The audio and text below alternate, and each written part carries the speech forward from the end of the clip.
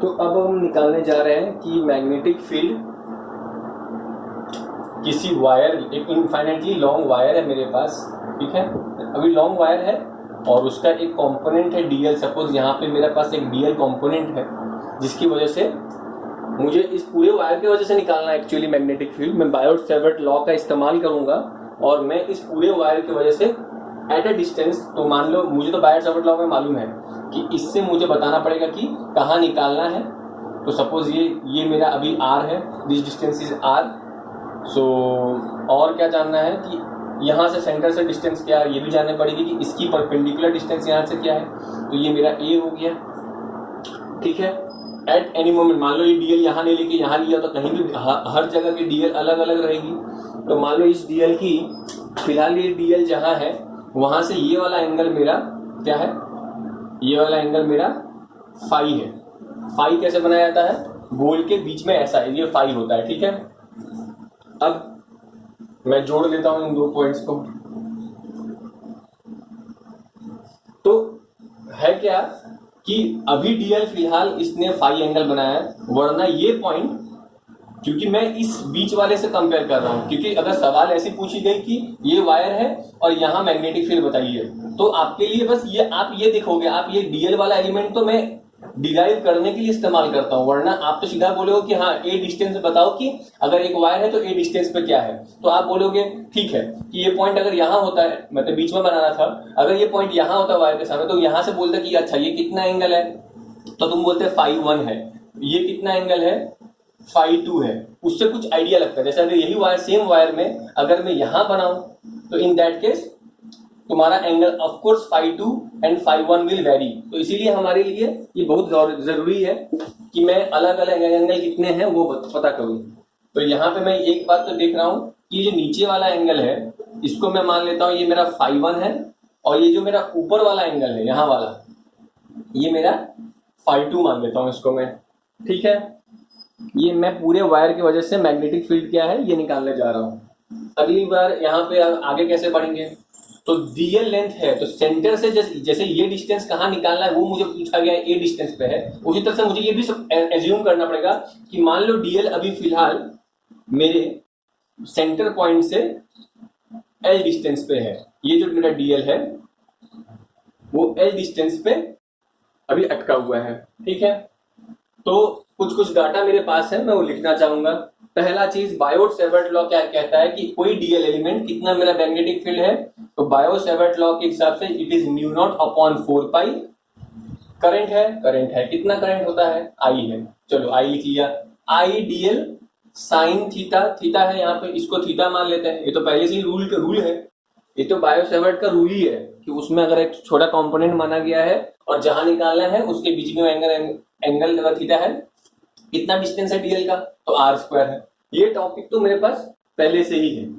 इसके बाद जो इतने सारे एंगल आए हैं उसमें कुछ ना कुछ रिलेशन है, उसमें आगे बढ़ते हैं।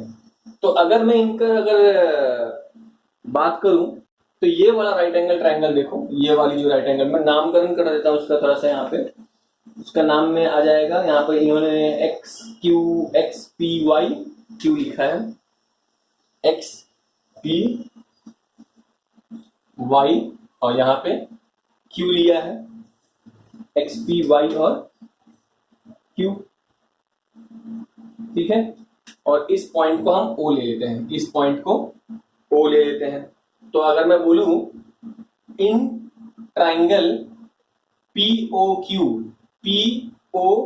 में, ठीक है, POQ में अगर डीएल बहुत छोटा है, मैं यहाँ बड़ा दिखा रहा हूँ, एक्चुअली में एक पॉइंट के बराबर होता है, बट क्योंकि हम डेरिवेशन कर रहे हैं तो हमें समझना तो पड़ेगा, इसलिए थोड़ा बड़ा बनाया मैंने। तो ये राइट एंगल ट्राइंगल है, तो अगर ये राइट एंगल ट्राइंगल है, यहाँ पे 90 डिग्री है, तो मुझे मालूम है थीटा प्लस 90 प्लस, मुझे ये 90 है तो बाकी दो को भी 90 होना पड़ेगा, तो थीटा प्लस फाई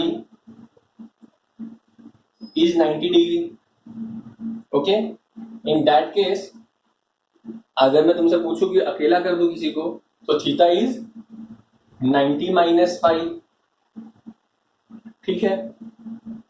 तो थीटा अगर 90 माइनस फाई है, तो अगर कल को मुझे मालूम है यहाँ पे कहीं ना कहीं मुझे साइन थीटा का टर्म चाहिए, तो अगर मैं यहाँ पे साइन लिखूंगा तो इधर भी साइन लिखूंगा, तो sign theta is sine 90 minus 5 would be cos of 5, sine theta would become cos 5। ये कुछ हेल्प करेगा हमको आगे निकालने में, ठीक है। अब फाई कौन सा था, इसी ट्रायंगल में मैं पूछूंगा कॉस फाई क्या है, तुम बोलोगे कॉस फाई क्या है यहाँ पे, सो कॉस फाई है base upon hypotenuse, so it is basically a upon R. तो यहां से आएगा कि R is a upon cos phi, so R is basically sec phi a, so R is sec phi a. एक और चीज इसमें इन्वॉल्व है, जैसे आई है, सॉरी मैंने यहाँ पे एक टर्म मिस कर दिया था, बायो-शेवर्ट लॉ क्या कहता है, I dl sine theta upon r square होता है।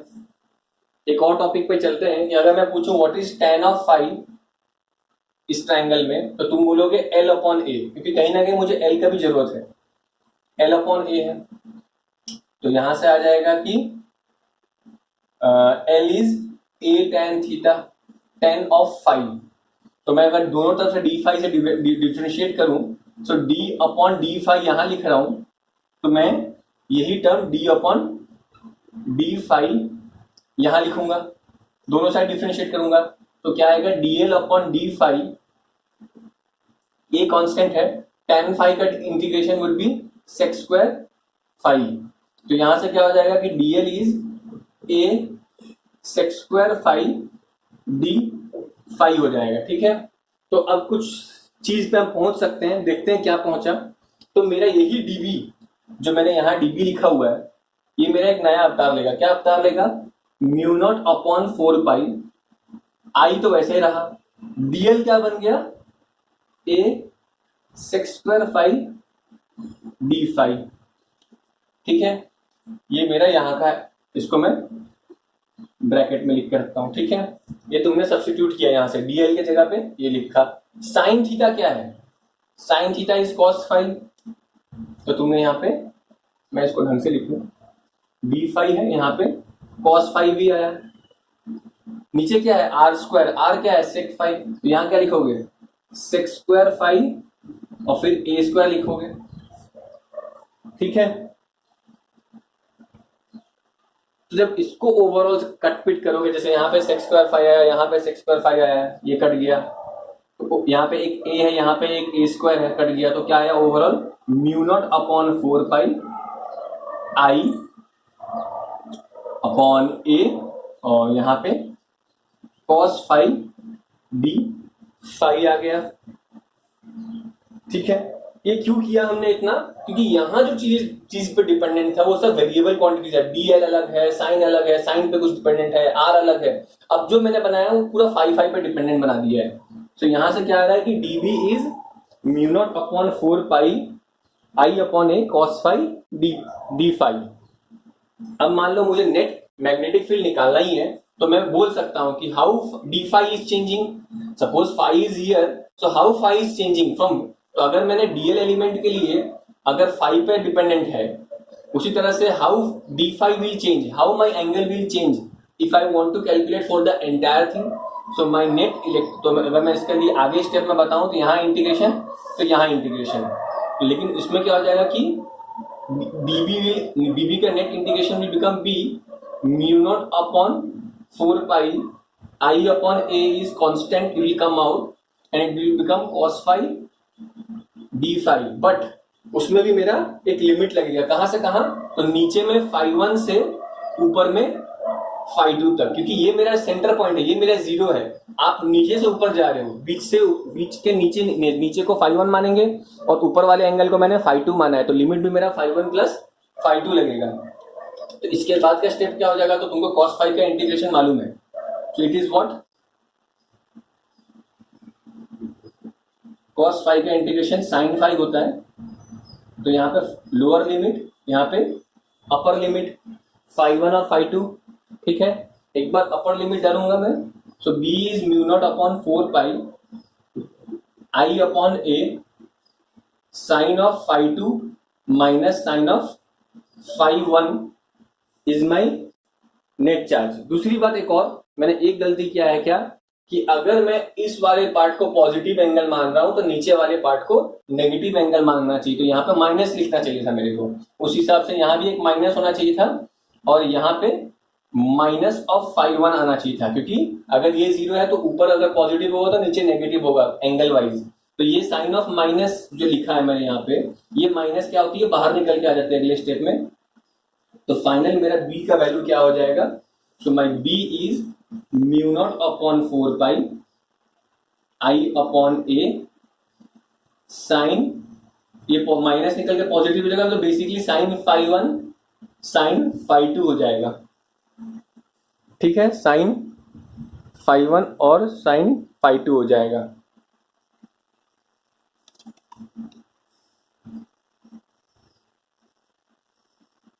ठीक है, अगला क्या है, ये तो बात समझ में आ गया। नेक्स्ट है यहाँ पे मेरा इसका एक सब पार्ट है। सब पार्ट क्या है वो देख लेते हैं लोग।